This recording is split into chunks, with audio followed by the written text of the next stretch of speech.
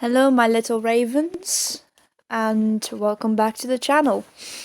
Seeing as Samhain/Halloween is drawing closer, I thought I'd make a special mini-series for the Sabbath in my case, and the holiday in others.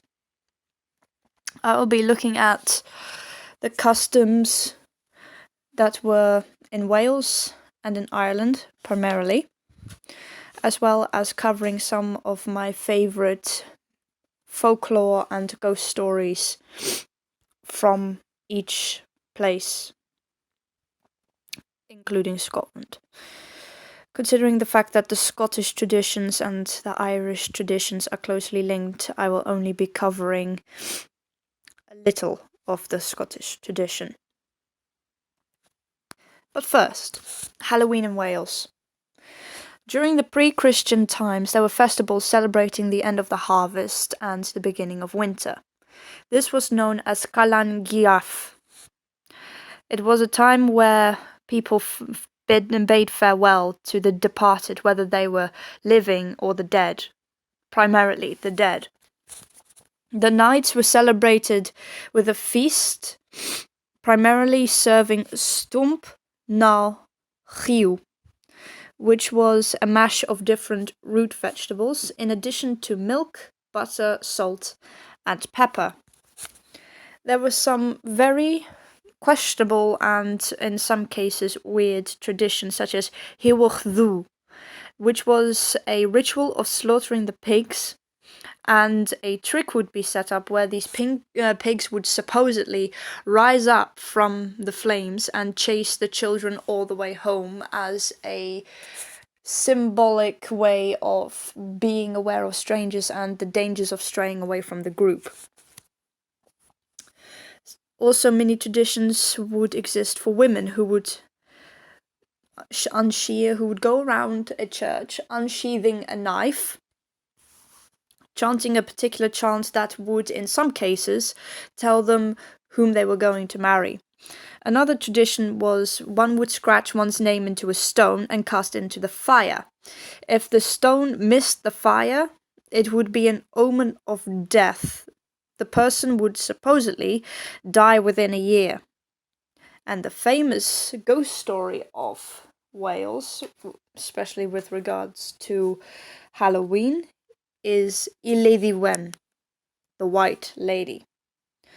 The White Lady is supposedly a boogeyman who appeared in either a enchanting, mesmerizing form, or in a form so terrifying that it could induce lifelong nightmares. In some cases, she is similar to La Llorona, if you are familiar with that legend. She asks a passerby, usually unbeknownst to the said passerby, for help in order to lure them into their doom. In one legend that I'm aware of, she has a particular distaste for liars, cheats, and thieves. As for Ireland, Ireland's traditions are somewhat similar to the ones that we see today. Samhain was also signifying the end of summer, beginning of the harvest season, the autumn season, and to say goodbye to one's ancestors. There were meetings held, feasts, people drank alcohol, and held contests in the same way that we do today. Samhain is a time where the veil between this world and the other world was at its thinnest. During that time, anyone who was considered a stranger or had never been seen before was suspected to be a member of the Aes Sídhe. A game or divination were held with apples and hazelnuts in order to tell the future, but also play games similar to apple bobbing. Now, the symbolism of the apples and the hazelnuts is important because apples were traditionally the symbol for either the other world or immortality, and hazelnuts symbolize divine wisdom. So, if, for example, you were playing a game of divination, you would use mostly hazelnuts, since one would suggest that divine wisdom and divine knowledge would be most trustworthy in such matters. There were also costumes being worn. This was either to ward off any suspecting fairies or aishi, or, in some cases, to trick them into believing that they were a member of the aishi, they being the person dressed up. Now, there was also a tradition that could arguably be suggested that it was a precursor to the tradition of trick-or-treating. And this tradition involved the collection of soul cakes. These soul cakes were delivered to the soulers, who consisted of children or the poor who went door to door during the days of Samhain, singing and saying prayers for the souls of the givers and their friends, supposedly. There was a similar practice in England that dates to the medieval period and was continued around the 1930s by both Protestants and Catholics, which I find very, very interesting.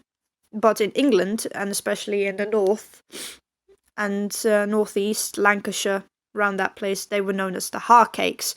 And the practice of eating and giving soul cakes also continues to this day in Portugal as well as the Philippines.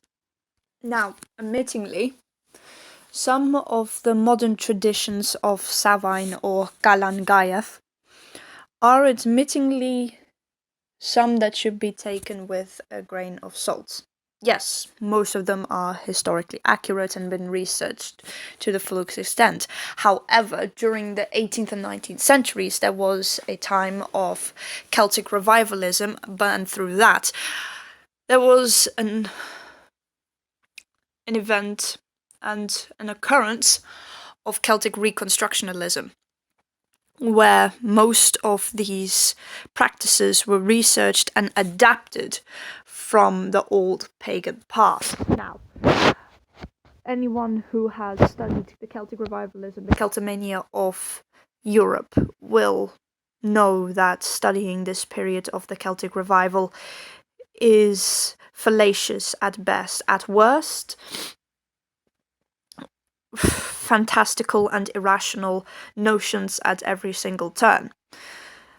Admittingly, us Wiccans follow a similar ritual to the old ways. I mean, we still believe that the veil at its thinnest with the afterlife, and it is more easier to communicate with the living, with those who have gone before us. However, there is a possibility and that we may have subverted certain elements in order to not necessarily omit facts, but to make it more acceptable for the day and age.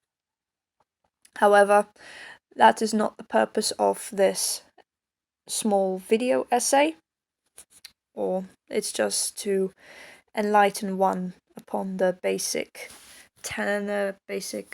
rituals of the Welsh and Irish Halloween.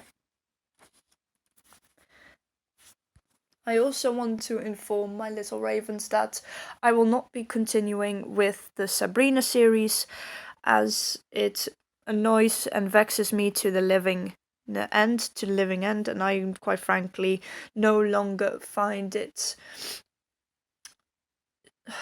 not suitable, but I just don't find any enjoyment in doing it.